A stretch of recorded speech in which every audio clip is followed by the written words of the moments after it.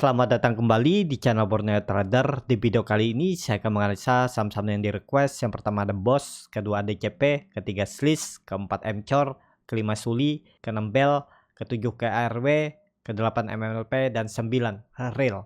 Langsung saja ke saham pertama ada BOS yang ditutup menguat 1,42% ke harga 71. Kalau dilihat transaksi asing, net sell. Kalau dilihat dari broker summary-nya, BOS ada sedikit akumulasi. Langsung saja ke teknik. Secara teknikal, BOS ini udah kembali downtrend ya, karena memang sudah masanya dia dibawa turun. Karena ya trading di saham seperti ini kalau nggak fundamentalnya bagus, membaik, ya seperti itu. Cuman digoreng, ada momentum, habis itu udah diguyur-guyur lagi sampai turun. Nih sampai puncak 135.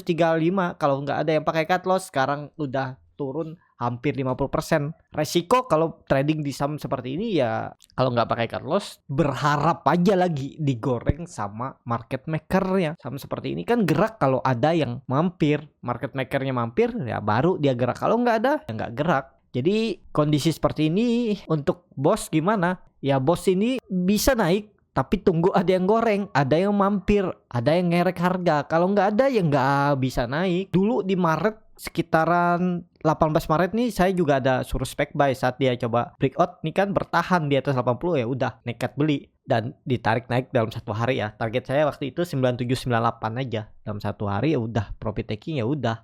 Kalaupun ada yang follow the trend ya ikut masih follow the trend. Waktu itu ya cuman saya ODT-in aja ya. Satu hari udah selesai beres sudah saya tinggalin. Karena ya nggak tahu momentumnya bisa aja dia dibawakan ARB. Takutnya seperti ini. Ini kan di tanggal 24 Februari naik. Habis itu open market dibawa naik. Habis itu dibanting langsung ARB kan. Ya itu yang saya hindari kalau trading di saham seperti ini. Saya biasanya satu hari momentumnya beli.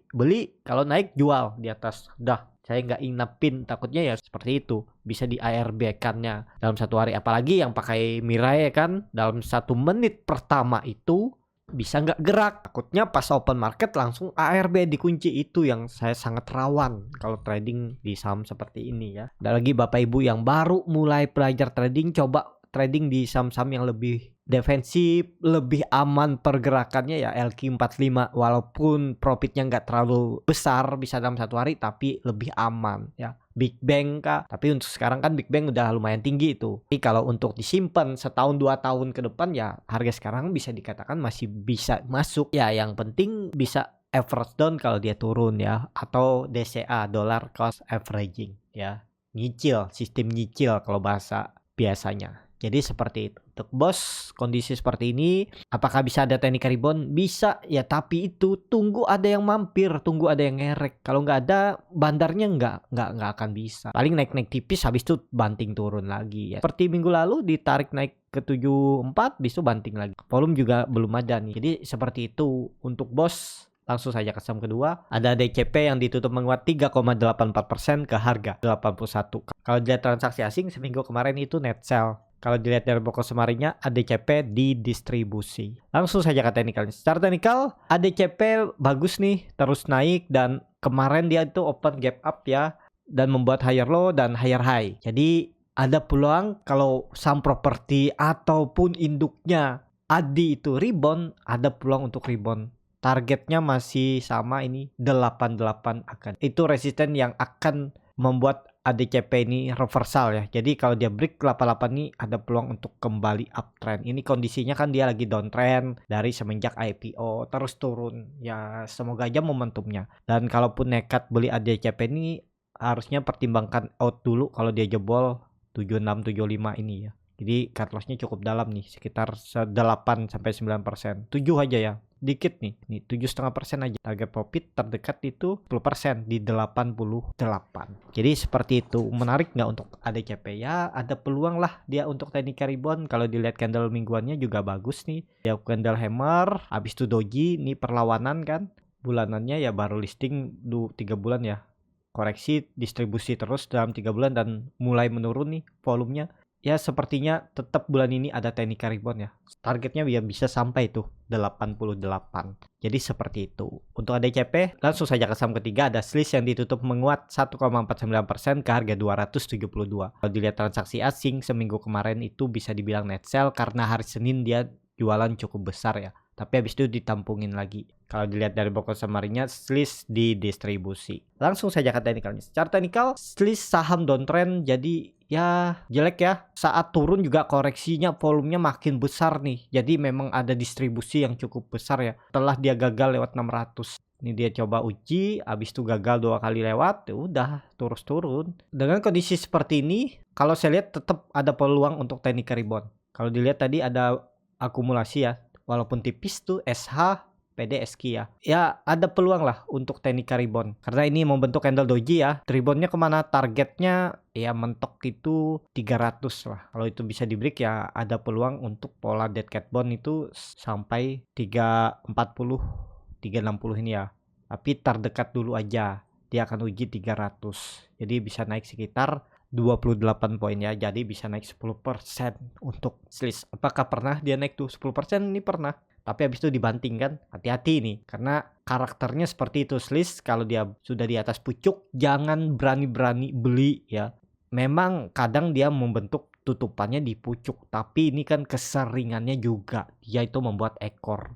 Jadi kalau mau beli Sliss, kalian di bawah aja, jangan nunggu hijau baru naik. Ini exit aja kalau dia jebol bisa 260 atau 264. Ini supportnya area ini aja bikin support. Udah jebol itu out aja, berarti lanjut downtrend. Kalau memang mau dia tarik naik ya harusnya nggak dibawa turun lagi kan dari bawah 260. Risk rewardnya bisa seperti ini kalau mau beli Sliss. Cut lossnya ya sekitar 6% lah. Target profitnya terdekat dulu 300 itu 10%. Jadi risk rewardnya 1/1,5 ya. Bisa seperti ini kalau niat beli Sliss. Ada peluang teknik rebound? Ada, karena udah 2 bulan lebih dia terus turun ya. Kemungkinan tetap teknik reboundnya, tapi terdekat dulu 300 sampai 340 itu aja ya. Kalau ke 340 itu cukup besar juga nih. Lumayan 24%. Jadi risk rewardnya 1/2. Yang penting jual dulu kalau dia bol 260. Seperti itu untuk Sliss. Langsung saja ke saham keempat, ada MCOR yang ditutup menguat 2,15% ke harga 95. Kalau dilihat transaksi asing, nggak ada jual beli. Kalau dilihat dari broker summary-nya, MCOR di distribusi. Langsung saja ke teknikalnya. Cara teknikal, MCOR ya dia mulai konsolidasi ya. Yang penting kalau mau bagus, MCOR harus balik ke atas atau minimal 100. Kalau dia break 100 itu berarti dia mematahkan pola Pauline Wedge-nya, downtrend channelnya ini, dan ada perubahan untuk mencoba uptrend. Jadi resistennya, harga psikologisnya 100. Kalau di break bisa uptrend ya. Dengan kondisi seperti ini, kalau mau beli MCOR ya jual aja kalau dia membuat low baru di 92, 90 atau sekalian 89. Pokoknya kalau tutupannya di bawah 93 itu pertimbangkan untuk cut loss. Kalau mau konfirmasi ya di bawah 90, 89 udah jual. Dari harga sekarang 89 tuh paling 7% ya. Seperti itu ya. Teman, hindarilah daripada beli MCOR nih, mending beli Pegas tuh, walaupun naiknya nggak terlalu tinggi tapi ada peluang untuk naik lebih, ada peluang untuk rebound uptrend ya. Daripada MCOR, Bank Cina Konstruksi, mendingan beli Amar atau BBHI atau BBTN yang sekalian Big Bang itu yang terlambat naik ya. Ya memang kalau ini satu tiknya atau naik beberapa bisa naik signifikan ya, tapi ya itu resikonya juga harus dilihat, jangan cuma lihat profitnya aja. Tapi memang akan menarik MCOR nih kalau sudah di atas 100. Risk rewardnya bisa seperti ini juga kalau mau ya. Jadi seperti itu untuk MCOR. Langsung saja ke saham kelima. Ada Suli yang ditutup di harga 103 menguat 4,04%. Kalau dilihat transaksi asing, Suli ini terus diakumulasi asing ya semenjak April tanggal 19 ya. Kalau dilihat dari broker summary-nya, Suli biasa aja ya, walaupun ada sedikit akumulasi. Langsung saja ke teknikalnya. Secara teknikal, Suli udah di atas 100, dan apakah ini momentumnya? Karena terlihat juga Suli ini diakumulasi sama asing yang sebelumnya nggak ada jual beli ya. Coba kalau dilihat dari tanggal 19, siapa sih yang akum seperti ini? Ada PD, broker retail. Apakah ini asing pakai broker retail untuk beli Suli? Karena terlihat ini semenjak 19 kan asing beli terus nih, tapi yang akum malah broker retail rata-rata di atas broker retail. Ada PD, LG, AZ. Sepertinya ya broker retail dipakai sama asing. Langsung saja ke teknikalnya. Kalau dilihat teknikalnya ya cukup bagus, cuman hammer terbalik harus hati-hati ya. Untuk Suli apakah bisa masuk? Ini baru aja bangun dia dari 18 April itu, dan konsol naik lagi bagus juga nih ya. Saya nggak memperhatikan juga waktu itu, dan ya tunggu aja lah. Tunggu dia ada koreksi-koreksi baru masuk. Kalau nekat beli di harga sekarang ya jual dulu kalau dia jebol 95, atau ya pokoknya kalau dia tutupannya di bawah 95 ya bisa cut loss dulu ya. Idealnya memang belinya tuh tunggu dia membuat swing low-nya ke sini. Apakah mungkin mau bandarnya nurunin sampai 85? Itu kan yang jadi pertanyaan. Ya kalau menarik dia koreksi, misalnya koreksi dulu ke 85, ini bagus. Ada pantulan dan risknya juga kecil. Tinggal jual kalau dia jebol 80. Dari 83 84 kan jual di 77 udah kecil, cut loss-nya paling 5%-an, 6%. Kalau ditarik ini dari bawah ya dia harus turun 2 kali ARB ya. Kalau dikasih 2 kali ARB itu bisa menarik tuh untuk Suli. Tapi kalau dia harga atas ini bisa beli nggak? Bisa. Nanti tunggu market. Lihat market, lihat susunan bid offer bagus nggak? Kalau bagus ya bisa juga ikutan beli Suli. Jangan cuman lihat seperti ini lalu baru beli. Kalau beli di atas ini harus lihat saat jam market bagus nggak pergerakannya. Lihat chartnya bagus nggak?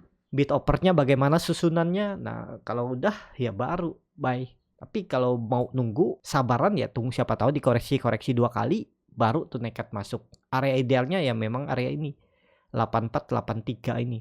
Kalau sekalian 80 juga bisa ya. Pokoknya jebol 80 tuh jual aja.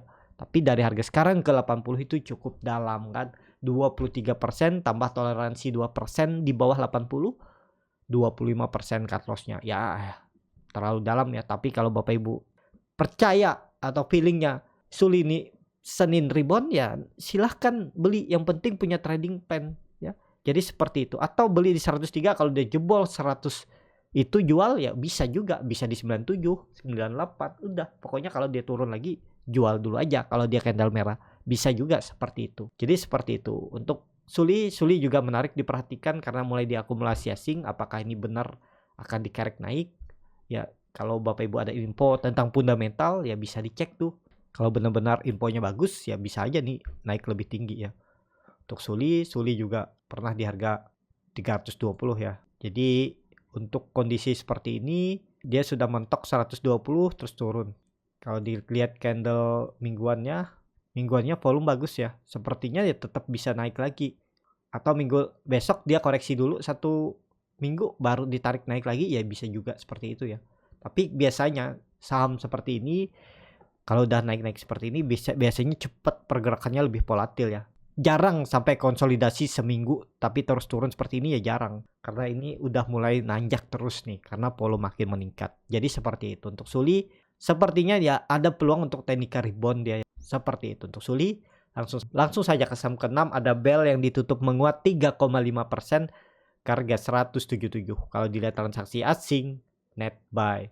Kalau dilihat dari broker summary-nya Bell diakumulasi walaupun ada yang distribusi juga si RX ya. Langsung saja ke teknikalnya. Secara teknikal Bell ini udah naik cukup tinggi ya. 70 dia udah beggar, udah naik 150 poin malahan. Jadi kemana arahnya dia udah ke puncaknya 200 dan gagal lewat.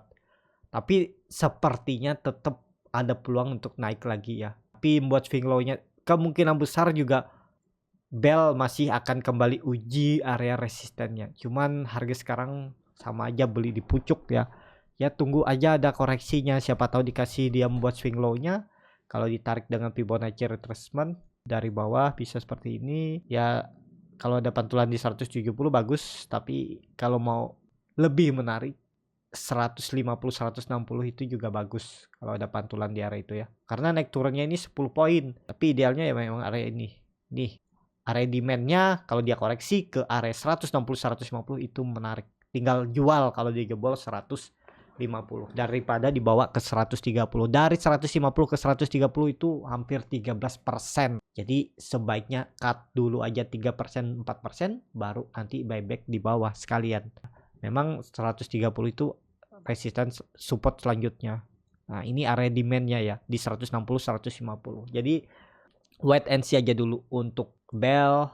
Kalau nekat beli di harga atas ini ya harus punya trading plan. Lihat kalau dia break sekali lagi 180 beli buy on breakout ya atur. Karena kalau dia kembali breakout 180 ada peluang ke 200 lagi ya.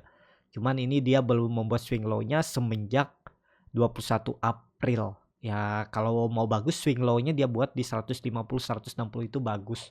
Kalau dia mantul ke atas lagi lumayan besar dan ya cut dulu aja kalau dia jebol 150. Kalau dilihat dari candle bulanannya juga volume meningkat signifikan ya.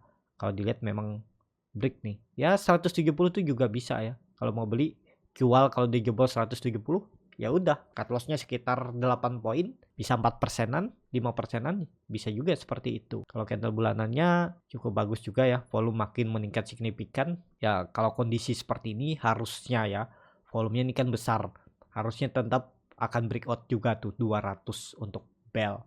Jadi seperti itu. Untuk bell langsung saja ke saham ketujuh, ada KRRW yang ditutup terkoreksi 6,77% ke harga 165, ditutup ARB.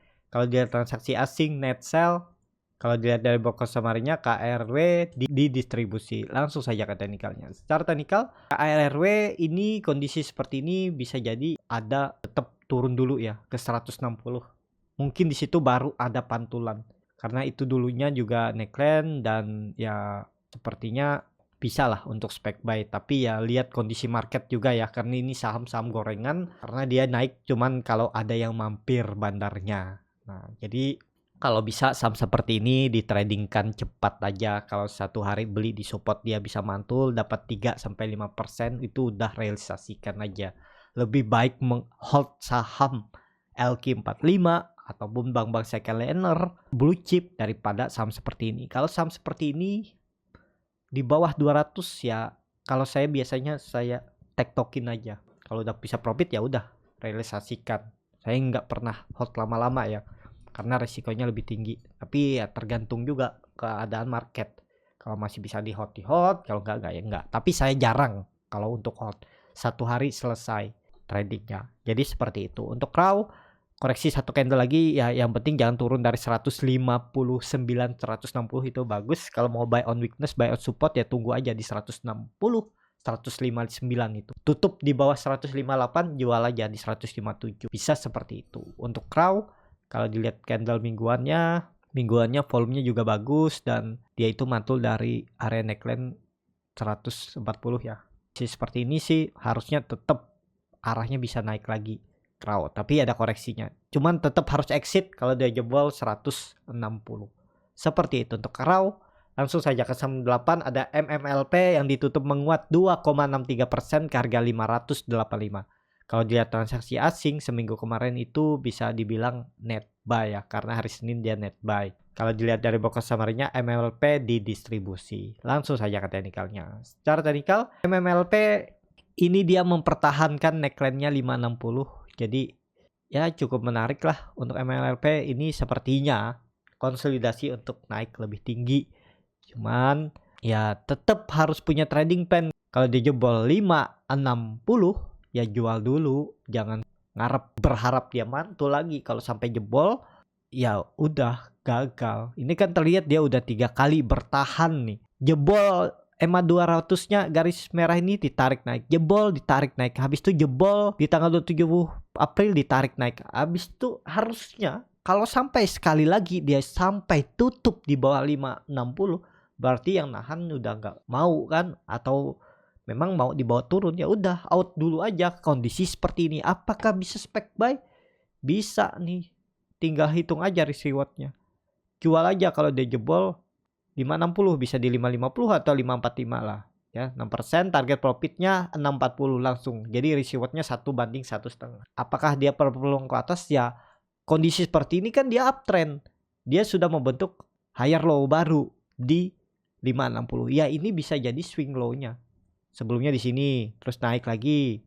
Ini kalau mau uptrend ya harus naik kondisi seperti ini, atau ditarik sini juga bisa.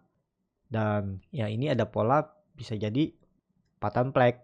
Kalau dia break 580 600 nih udah rally lagi. Target terdekat 640 dan akan ke 680. Jadi seperti itu. Menarik nggak? Ya ada peluang menarik lah untuk MMLP. Cuman harga sekarang udah terlalu agak dalam untuk cut loss-nya di atas 5% cut loss-nya. Kalau siap seperti itu, yang penting money manajemennya ya bisa beli aja ya, tapi disclaimer on. Terlihat juga koreksinya volume kecil, tapi reboundnya volume kecil ya. Memang kalau dia volume besar reboundnya udah lari tuh, paling enggak tutupnya di 600-620. Memang seperti itu dulu di volume kecil, besok harus hijau tuh hari Seninnya. Kalau bisa tutup di atas 600 seminggu ke depan itu bagus. Targetnya 640 lanjutan dan sampai 680. Seperti itu untuk MMLP. Langsung saja ke saham terakhir, ada real yang masih ARB tapi ada mau ditanyakan oleh subscriber ya, saya coba analisa juga ya. Kalau kondisi seperti ini ya sama, saham-saham gorengan under 100 itu tunggu bandarnya mampir, kecuali saham under 100 memang ada sentimen bagus, fundamental membaik, mulai diakumulasi oleh market makernya ya bisa naik. Tapi kalau nggak ada apa-apa, nggak ada sentimen, nggak ada apa-apa, ya tunggu bandarnya mampir. Kalau nggak dimampirin nggak akan naik. Siapa yang mampu beli ini? Ini 3 miliar, bangunkannya aja membuat dia nggak ARB 3 miliar, tambah di bawah ini 6 miliar. 6 miliar tambah ini ya dia harus punya dana lebih besar untuk kerek naik. Belum lagi yang scalpingin, yang nyopet-nyopet kan. Kalau dia tarik ke atas butuh banyak biaya. Jadi seperti itu ya. Kalau ada yang nyangkut di saham ini ya nggak ada tahu lagi ya. Karena ya tetap kalau saya saham-saham seperti ini harus disiplin cut loss. Kalau big cap ya bisa ditoleransi nggak pakai cut loss. Rugi waktu. Tapi rugi waktu di saham seperti ini keajaiban aja lagi yang bisa menolong ya. Nah ini kita lihat distribusi HP, TF, AG, EN jarang dipakai retail. Yang nampung retail rata-rata nih PD, XCYP, NI, EP, YJ, CC. Nah langsung saja ke teknikalnya. Ini nggak ada teknikalnya, nunggu bangun aja. Ini beberapa kali dia pernah bangun terus tidur lagi ya, hindarilah.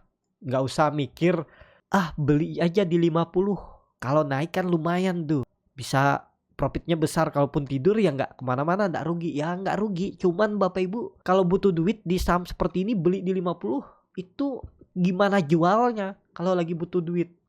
Lebih baik saham yang masih bisa dijual walaupun rugi. Kalau seperti ini memang nggak bisa rugi ya, karena sudah di batas bawah 50.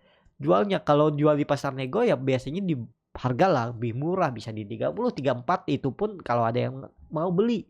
Jadi seperti itu ya. Kalau ada yang nyangkut ya semoga aja bangun dan jadikan pelajaran dari trading di saham 100 ke bawah, 200 ke bawah hindari. Kalau yang baru trading ya, baru belajar, mending beli saham big cap LQ45 atau second liner yang lebih bagus, yang lebih bergerak, pergerakannya lebih stabil. Dan ya kalau ada rekomendasi saham-saham high risk yang Bapak Ibu ikutin, join grup premiumnya atau grup rekomendasi, ya ikutin trading plan-nya juga. Jangan sampai nggak diikutin, takutnya ya kalau nggak sesuai skenario ya out dulu aja. Jadi seperti itu ya. Terima kasih untuk Bapak Ibu dan teman-teman yang sudah menonton video ini sampai selesai. Apabila channel Borneo Trader ini bermanfaat dan bisa menjadi bahan pertimbangan Bapak Ibu dalam membeli, menyimpan, dan menjual sahamnya, bisa klik tombol subscribe dan nyalakan lonceng notifikasi. Ada kritik, saran, ataupun pertanyaan bisa langsung tinggalkan di kolom komentar.